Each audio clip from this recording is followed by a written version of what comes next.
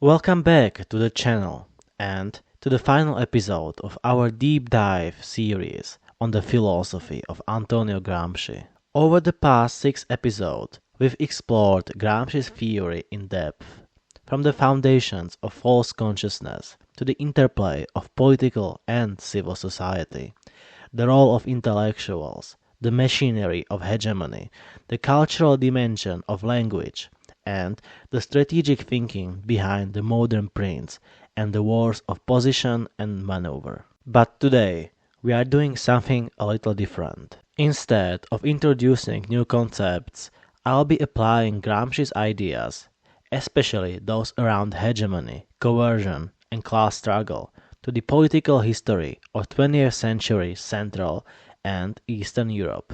We'll be looking at the events like the Nazi occupation, the post-war rise of Soviet-style socialism, the Hungarian Revolution of 1956, the Prague Spring of 1968, and the eventual collapse of the Eastern Bloc. Now, this isn't a historical documentary.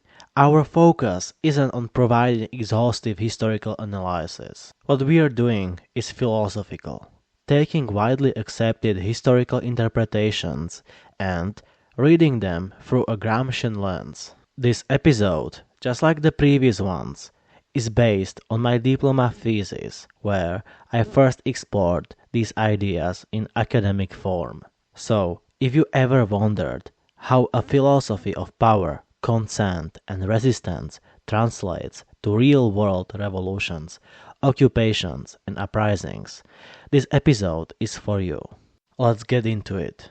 Applying Gramscian concepts. This chapter aims to apply the philosophical concepts of Gramsci, which were previously discussed in relation to the situation in Central Europe throughout the 20th century. Recognize that the material provided may not completely reflect the real events, since our focus is mostly on philosophy rather than history. Instead, we use superficial understanding of history and apply Gramsci's theory to analyze it. This chapter does not aim to provide a historical analysis, but rather seeks to apply Gramsci's concepts to a commonly accepted interpretation of history. In the 20th century, some European countries exhibited hegemonic behavior towards other states. The interconnections between Nazi Germany, the Soviet Union, and its subordinate nations are most evident. Amidst the Nazi expansion in the 1930s and 1940s, we saw the emergence of many client nations like the Slovak state under Tisov's dictatorship and the independent Croat state. Both governments were under the rule of Nazi Germany. However, in both instances, we can notice a shift from the early prevailing use of hegemony to the use of direct force, known as coercion in Gramscian words, as the Nazi expansion and exercise of power diminished. Initially, both governments tacitly accepted Nazi control. In other words, Nazi Germany exerted hegemonic power over both regimes with the consent of these nations, that is, from the political society, and their populations, that is, civil society, to some degree as well. However, during the later stages of the war, as Nazi Germany's control over Europe weakened, uprisings occurred in both nations, such as the Slovak National Uprising and the Unitary National Liberation Front of Yugoslavia. Undoubtedly, both anti-fascist groups pre-existed, but it was only when the hegemony of Nazi Germany declined that they were able to establish significant counter-hegemonic forces. In Gramscian terms, the original war of position that these partisan groups engaged in evolved into a war of maneuver as a result of a failing hegemony from the side of Nazi Germany. Nazi Germany responded to these movements by transitioning from hegemonic dominance to coercive rule, necessitating the use of a coercive apparatus by both the client nations and Germany itself. Consequently, the military forces were sent to suppress the counter-hegemonic movements. Similarly, we can witness the use of hegemony and coercion by the Soviet Union towards its client republics in Eastern Europe after the war. Prominent instances of the transition from hegemonic authority to coercive control may be seen in the Hungarian Revolution of 1956 and the invasion of Czechoslovakia by the Warsaw Pact in 1968. Following the conclusion of the war, the Eastern Bloc only conducted two quote-unquote democratic elections, in accordance with the Western liberal understanding of democracy. The first event took place in Hungary in 1945 and the second one happened in Czechoslovakia in 1946. However, the outcomes in these two nations were starkly contrasting. The Hungarian elections saw victory for a broad-based quote-unquote petit bourgeois party, with the Communist Party finishing in the third place, while the Communist Party emerged as the winner in the Czechoslovak elections, especially in the Czech lands.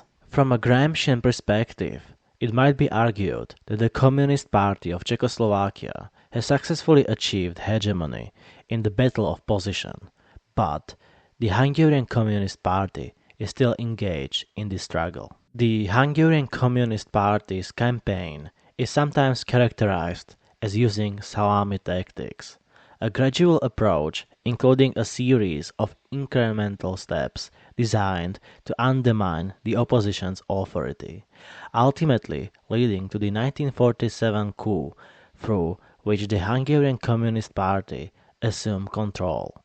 In other words, the Hungarian Communists had to protract their war of position until 1947, when the war of maneuver was viable. Once again, from a Gramscian perspective, we may see the salami tactics as a war of position. This strategy entails gradually weakening the opposition using soft power until they are vulnerable and easily overtaken by a war of maneuver, in this case a coup of 1947. However, the Czechoslovak communists had already had a hegemonic influence over the public, especially over the Czech parts of the country which were more industrialized, and had strategically positioned themselves for a success in the 1946 elections. In subsequent years, the Czechoslovak communists used similar soft power strategies, which ultimately led to their overwhelming triumph in the 1948 elections and allowed them to establish complete rule over the population. Shifting our attention back to the exercise of hegemony between states, we are able to examine two significant events in the history of the Hungarian People's Republic and the Czechoslovak Socialist Republic.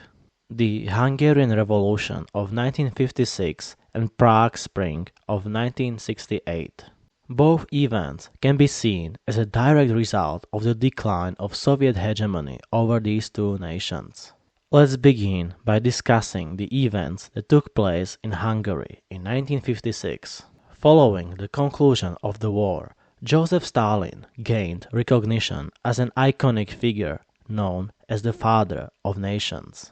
This title was bestowed upon him due to his success in spreading the ideology of socialism to many nations. Following Stalin's death, a power vacuum arose due to the absence of a clear successor. This led to a situation where several individuals and groups with varying views on the future of the Soviet Union competed for control of the nation. As a result of this internal power struggle, the Soviet Union experienced a period of instability, which diminished its hegemonic influence over the client nations. The leadership of the Hungarian People's Republic faced difficulties in establishing control following the 1946 elections, highlighting the necessity for a period of statolatry.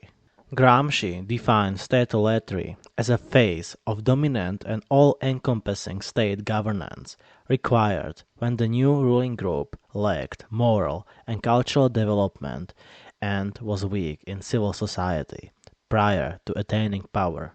The state should be used to establish a civil society that caters to the ruling party whereby both individual and collective endeavors will possess a state character, regardless of their origin, not being from the government of bureaucrats. Consequently, state life would undergo transformation and adopt a spontaneous nature. Gramsci cautioned against the excessive worship of the state, emphasizing that it should not be seen as a permanent situation. Amidst this time of statolatry, coercion is used in lieu of hegemony to adjust the existing structures, especially civil society, to the new economic foundation. This leads to conflicts between the ruling elite and the general populace, since the general populace does not completely align with the ruling elite's views, resulting in opposition to their attempts to establish hegemony, often resulting in the use of coercive apparatus. With the decline of Soviet influence in Hungary, the opposition forces that had been hidden could now come out and shift their strategy from a war of position to a war of maneuver and try to overthrow the government, which, at the time, could only maintain minimal hegemony over its population, characterized by consent only among the ruling elites. Due to the failure of the political society in Hungary to create integral hegemony, the political society of Hungary, together with the Soviet leadership, had to resort to using their coercive apparatus and force to get consent from the Hungarian population. Nevertheless, the situation in Czechoslovakia was considerably different. The Czechoslovak communist leadership's power over the public was more easily established in comparison to Hungary. The causes of the Prague Spring and subsequent occupation seem to be multifaceted. The primary cause, in our opinion, of the discontent seems to lie within the economic sector. The Czechoslovak economy, which was modeled after the Soviet economy, experienced significant stagnation. The stagnation mostly stemmed from the attempt to replicate Soviet economic practices in Czechoslovakia, a country that was far more industrialized, without considering the disparities in material conditions between the two nations. Likewise, the Soviet economy had a period of stagnation at the time, sometimes referred to as the Brezhnevian stagnation. This was mostly due to the implementation of conservative economic policies and the significant increase in military expenditure because of the weapons race. However, it is important to mention that both economies saw growth, although at a reduced rate. In the case of Czechoslovakia, it appears that the economic foundation was not keeping pace with the progressive elements in civil society and certain figures in political society, such as Dubček, who advocated for the end of the period of excessive state worship under Gottwald and the establishment of a more decentralized and democratic form of socialism. On the other hand, in Hungary, it seemed that civic society was not keeping pace with the economic foundation. This may be attributed to the aftermath of the First World War, characterized by the emergence of Hungarian irredentism and nationalism, which ultimately led to Hungary aligning itself with the Axis powers. Following the Hungarian communist takeover, it seems that Hungary's civil society remained entrenched in outdated ways, which compelled the Hungarian communists to enforce additional authoritarian methods in order to align civil society with the new economic foundation. However, even during the First Czechoslovak Republic, civil society was more receptive to progressive ideologies, such as socialism. It is important to mention that the government of interwar Czechoslovakia had a relatively leftist orientation and did not suppress the Communist Party. In contrast, interwar Hungary, under the leadership of Horthy, who was strongly opposed to communism, outlawed the Communist Party. Based on these historical conditions, it is evident why the civil society of Czechoslovakia was more predisposed to embrace a communist government. Regarding the events of 1953 and 1968, it seems that in context of Hungary, there was a conflict between civil society on one hand and the economic foundation and the political society on the other, which resulted in creation of minimal hegemony. Conversely, in Czechoslovakia, there was a notable alliance growing between actors in civil and political society, creating what Gramsci referred to as an integral hegemony, especially in the era during the Prague Spring. This alliance stood in contradiction to the economic foundation of society, which was under the sway of the decadent or outdated hegemony of the Soviet Union. Interestingly, the crushing of Czechoslovak reformers of socialism resulted in a return to a traditional, wholly state-controlled economy. On the other hand, the rebellion of 1953 led to tangible economic changes, sometimes referred to as goulash socialism, which established limited markets. To conclude this chapter, I will briefly discuss the events that took place in the late 1980s and early 1990s in the Eastern Bloc. By the 1980s, it became clear that the socialist country's completely nationalized economic system was obsolete and no longer met the demands of the people. Very little improvement in the economic sphere had been done in the previous decades. Put simply, the economic structure that was established in the 1930s Soviet Union with the intention of improving the lives of mostly rural people was unable to meet the needs of the industrialized countries in the 1980s. It is hardly surprising that this rigid and unchanging method of production, combined with its rigid and unchanging political system, caused conflicts within civil society. The political transformation of the Soviet Union in the 1980s resulted in the belated implementation of certain economic reforms, which were insufficient in magnitude and timing. Furthermore, it may be said that the implementation of glasnost policies exacerbated the presence of anti-Soviet factions within an already discontented civil society, hence bolstering the counter-hegemonic movement. Nevertheless, it is important to acknowledge that the dissatisfaction within civil society did not serve as the main catalyst for the downfall of the Soviet Union. This is evident from the 1991 referendum, when almost 78% of voters expressed their support for the continuation and restructuring of the Union, as well as the 1993 Russian constitutional crisis. Based on these data, we can infer that, contrary to a popular belief, the USSR was somewhat successful in establishing hegemony and approval of the populace. In my opinion, the main conflict in the USSR did not arise between civil society and political society. Instead, a struggle took place between Gorbachev's emerging political society and the traditional, outdated power structures that resisted the reforms and sought to return to the previous mode of production. The 1991 Soviet coup attempt and subsequent incarceration of Gorbachev serve as a prime example of this. As a result, the power struggle inside the Soviet Union further eroded the hegemonic control exerted over its dependent nations. Let us direct our attention to the specific case of Czechoslovakia.